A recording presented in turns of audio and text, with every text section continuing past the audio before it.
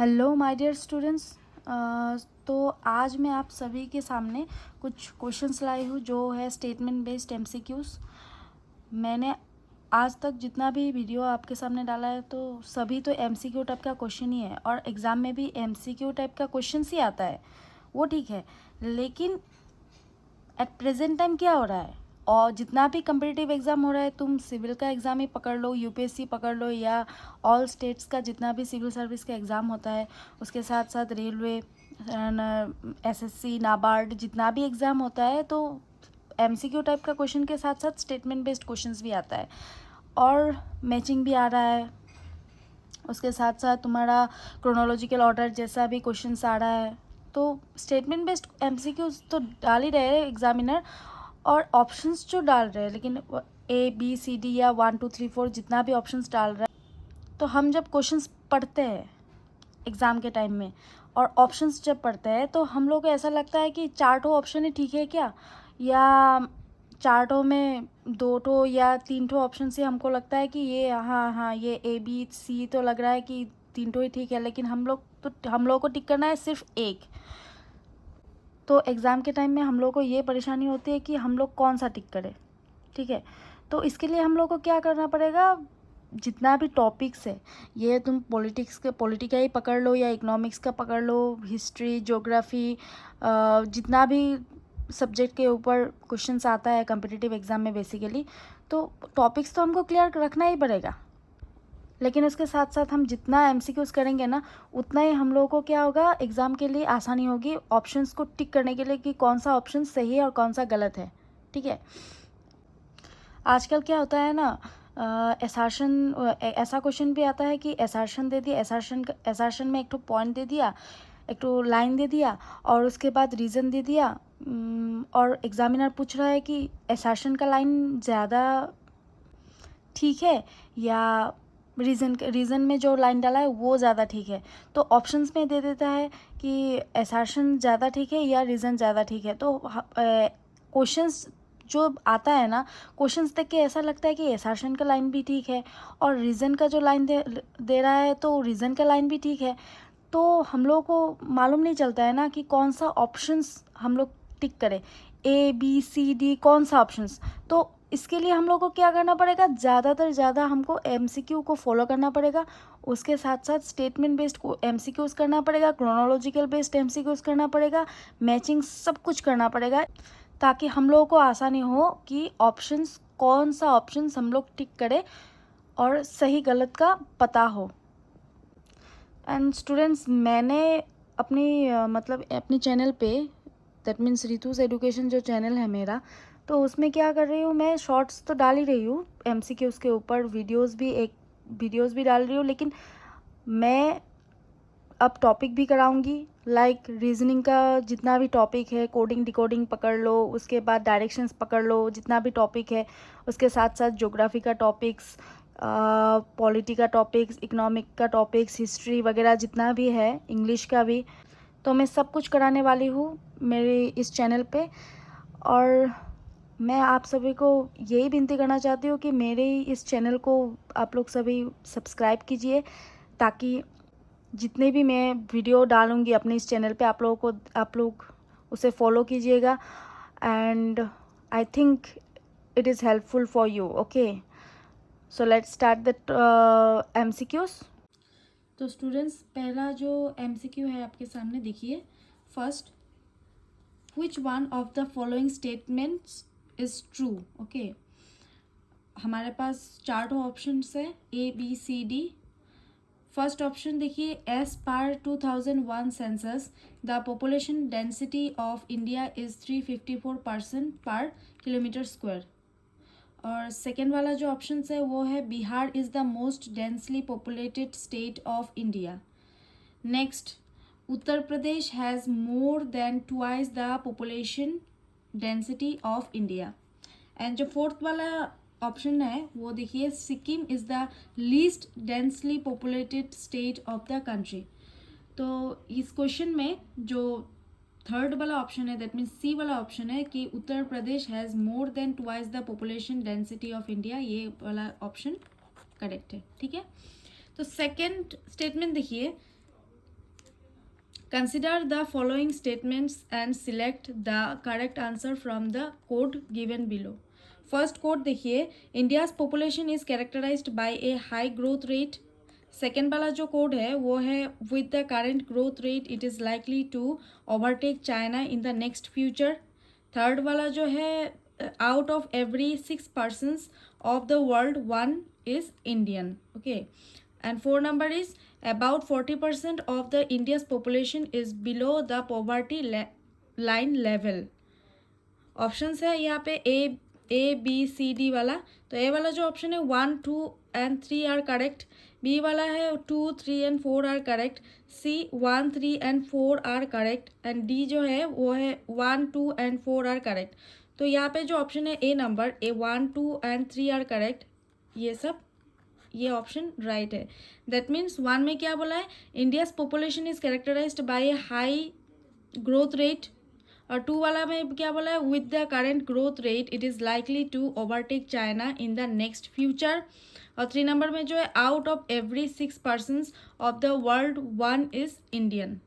तो ये तीनों पॉइंट्स करेक्ट है. ठीक है.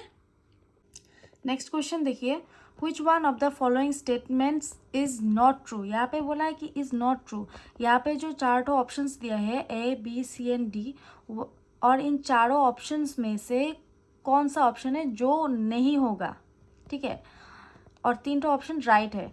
सो फर्स्ट ऑप्शन आप देखिए ए नंबर पे क्या है, prime minister is the chairman of the planning commission of India. तो हम सभी लोगों को पता ही है कि प्लानिंग कमीशन का चेयरमैन कौन है. प्लानिंग कमीशन का चेयरमैन है प्राइम मिनिस्टर. ठीक है. नेक्स्ट आप देखिए, the national development council is presided over by the prime minister of India. ये भी राइट है. Secretary of the planning commission is also the secretary of the national development council. ये भी सही है. जो लास्ट वाला ऑप्शन है वो देखिए, planning commission is the highest decision making body for planning in India. ये तो सही नहीं है.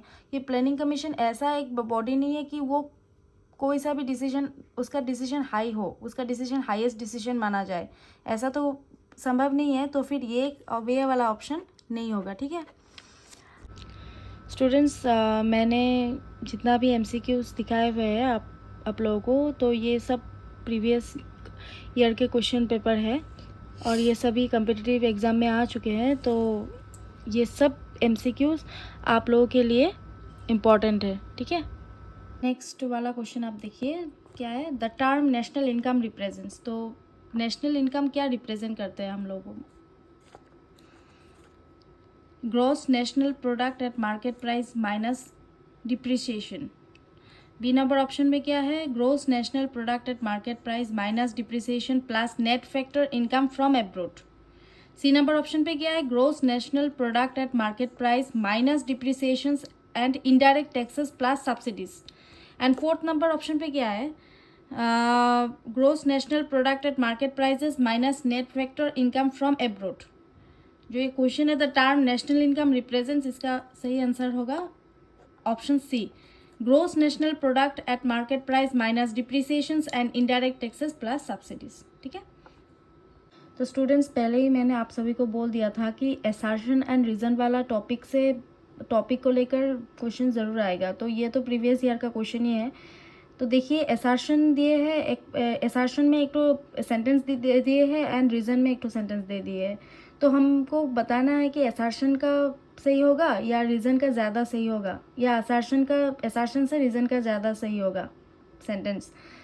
तो पहले जो सेंटेंस दिया है असर्शन में क्या दिया है, per capita income of India does not give a complete picture of the economic growth of the country. ये असर्शन. ठीक है. और इसका रीज़न क्या दिया है, per capita income of a country is not independent of the size of its population. ये reason दिया है. तो कोट्स दिया है हम लोगों को, A number, B number, C and D options. Codes क्या क्या दिया है, both A and R are true. A and R, that means A refer to assertion and R refer to reason. ठीक है. Both A and R are true and R is the correct explanation of A. यहाँ पे क्या बोला है कि both A and R are true. Assertion और reason दोनों ही सही है and R is the correct explanation of A. और तो बी नंबर ऑप्शन पे क्या दिया है, both A and R are true. यहाँ पे भी यही दिया है कि both A and R true, that means assertion का जो सेंटेंस है और रीजन का जो सेंटेंस है ये दोनों ही सही है, but R is not a correct explanation of A, ठीक है। एंड सी नंबर ऑप्शन में देखिए ए इज़ ट्रू, ए को बोला है कि ये सही है but R is false, and D number option पे दिया है A is false, A false है and R but R is true, ठीक है।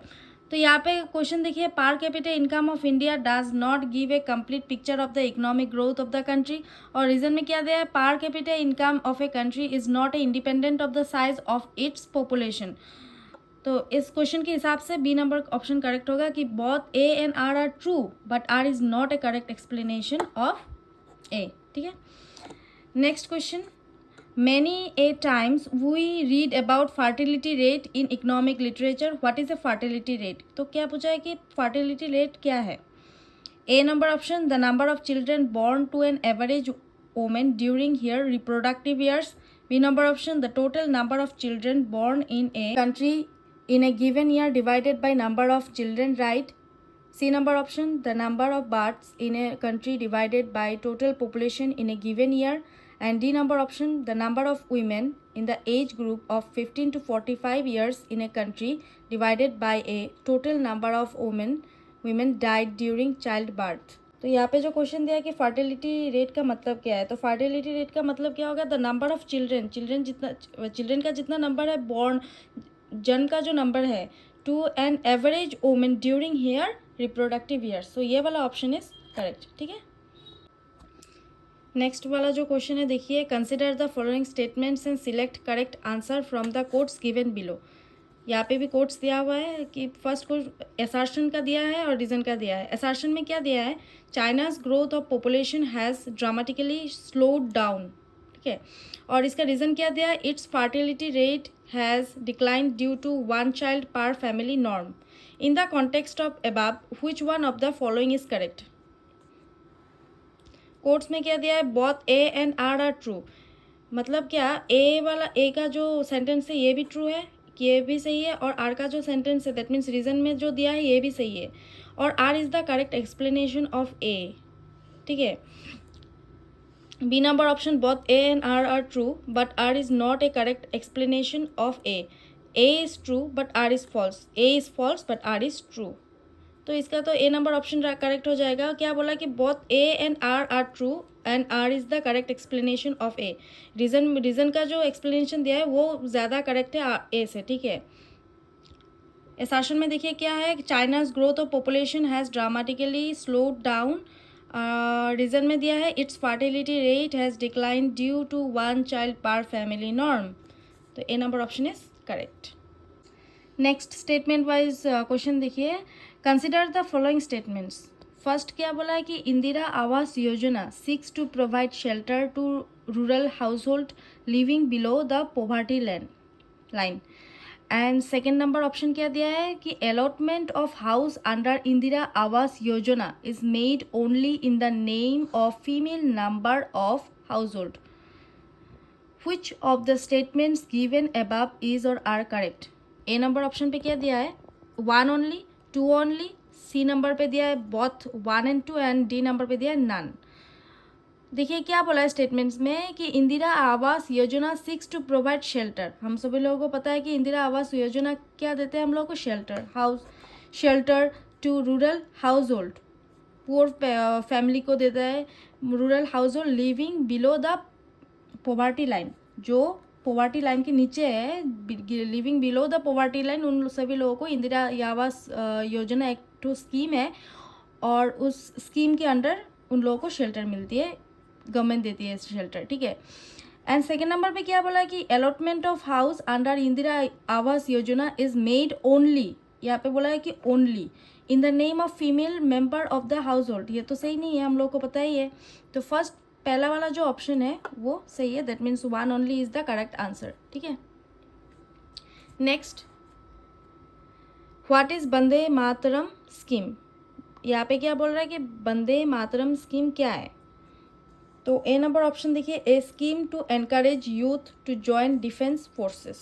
नहीं, वंदे मातरम का ये तो स्कीम नहीं है कि यूथ को मतलब एनकरेज करे, इंस्पायर करे डिफेंस फोर्स में जाने के लिए, ज्वाइन करने के लिए, ये तो गलत है।